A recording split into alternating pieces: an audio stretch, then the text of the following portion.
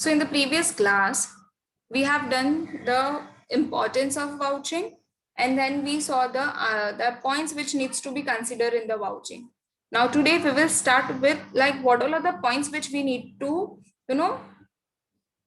consider while vouching a receipt. Now this receipt can be either in the cash or it can be in the check, any of the manner. But उसको कैसे check करना है, what all are the things which with the auditor needs to check. अब देखो ये सारा काम इतना ऑडिटर नहीं करता है. Who do all this work? This work will be done by audit staff. So अगर ऑडिट स्टाफ को पता होगा कि हाँ मुझे क्या चेक करना है, तभी जाके तो वो चेकिंग अच्छे से कर पाएगा. The very first point in it is checking the vouchers and the entry thoroughly. जैसे ही रिसिप्ट वाउचर आया ना, the auditor should get ensure that जो भी ऑडिट स्टाफ होगा या तो ऑडिटर जो भी चेक कर रहा होगा, दे नीड टू सी के वेदर द जो भी एंट्रीज है they are properly passed in the cash book और not. So what are the things for which it is required? The first thing is required is name of the concern. सबसे पहले ऊपर voucher के top पर there should be the name of the concern should be there.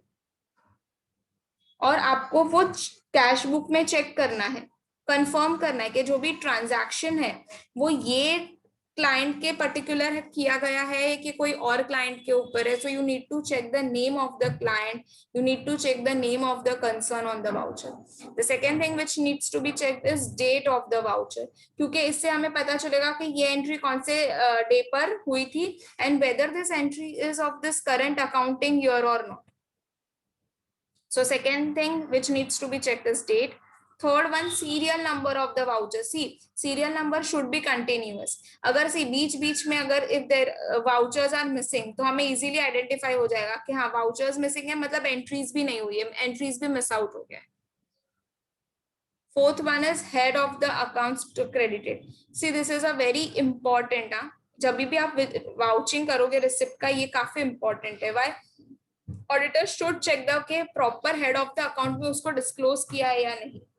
And even they need to check कि whether the basic principles of the accounting are been followed और not. कोई revenue expenses को capital को treat नहीं कर दिया, capital को revenue treat नहीं कर दिया ना, and they have followed the proper head. Because as I told you कि कंपनीज का अकाउंट बनता है as per the schedule 3 of the companies act. That is a vertical format is followed. You write down the heads and then you write down the sub headings. Sub heads like notes to the accounts, आप notes में उसका brief descriptions लिखते हो. Next point is narration और a description of the transaction and the name of the parties involve. अगर कोई description है या तो नरेशन है तो there is need to write. देखो हम अगर एंट्री तो लिखते हैं कि purchases account debit to cash, but if I am not writing down the narration कि आपने ये जो परचेज किया है वो कौन सा परचेज किया है, क्या चीज परचेज की है, तो क्या आप लोगों को पता चलेगा? Obviously no. I just post the assignment के topics in the Google Classroom, but I do not mention के that how you have to write down, what will be the sequence, what will be the due date. You will be able to complete that assignment? Obviously no. So अगर narration है तो description नहीं होगा तो हमें identify करने नहीं होगा कि ये ट्रांजैक्शन कौन से नेचर का है, ठीक है, किसके लिए वो किया गया था, कौन कौन सी पार्टीज इन्वॉल्व थी. So अगर if we want the auditor to understand it, then there should be a narration and the description should be there and should be checked as well. Next thing is amount need to be checked in the words and the figures. See, amount words से तो tally हो जाएगा, figures और words में tally हो जाएगा. अगर कुछ ऑल्टरेशंस मिले हमें तो हमें वो ऑल्टरेशंस को फाइंड आउट करके हमारी क्वेरी में लिख देना है, and that query need to be asked to the accountant. So the amount which has been there in the voucher that should be tallied with the supporting documents. And फिर हमें ये check करना है कि कैश बुक में वो properly entered हुआ है या नहीं. Next one is signature of the authorised official. Signature is very must. Why it is must? Because ये बोलता है कि हाँ ये एंट्री जो है वो वैलिड है, ये एंट्री जेन्युइन थी, इसके वजह से ये सिग्नेचर लिया गया. Then you need even the signature of the person who is making the voucher. Why you require it? Just to fix the responsibility कि अगर कल उठ के कुछ एरर हुआ है तो हम सीधा वो पर्सन को जाके ही रिस्पॉन्सिबल ठहराएंगे कि तेरे वजह से ये हुआ. So the signature of the person who is preparing as well as the signature of the person who is making the entry in the cash book. Why? Just to fix up the responsibility के अगर in the case of the error directly हम वो person को ही responsible उसको पकड़ सकते, उसको questions पूछ सकते. Next is signature of the receiver. See if the आपका जो भी the signature, there should be the signature on the revenue stamp if the amount exceeds 5,000 rupees. अगर 5,000 से ऊपर का है कोई तो you need a receivers का signature as well. So ये जो हमने आप points पढ़े वो तो हमें कौन से पॉइंट्स है, we need to consider this points while checking the vouchers and the entry. Now ये वाले जो पॉइंट्स पढ़ेंगे वो पढ़ेंगे कि सपोर्टिंग डॉक्यूमेंट्स के लिए कौन कौन से हमें पॉइंट्स पढ़ने. सो ये मेन वाउचर्स के लिए था, but this points are for checking the supporting documents.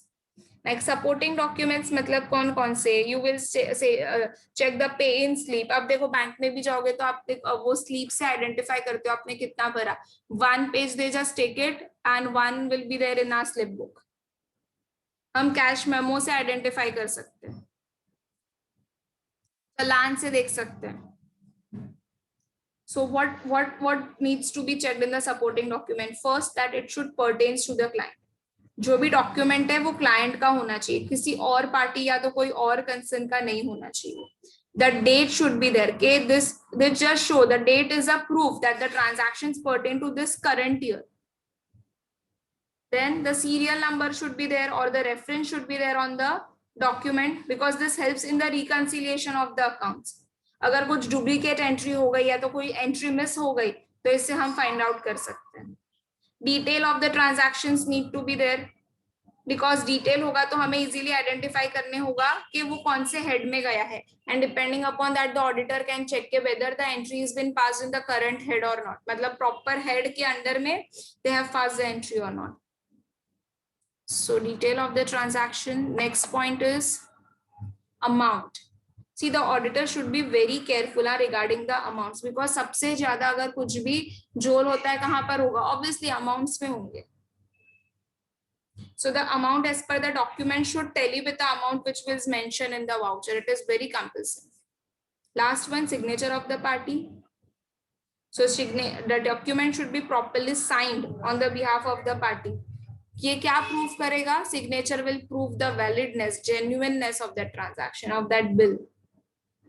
समझ में आया? So this all are the points which needs to be consider while vouching a receipt. ठीक है, कौन से दो थे? We had a 2 that is checking the vouchers and the entry, and second उसके सपोर्टिंग डॉक्यूमेंट्स को भी चेक करना है.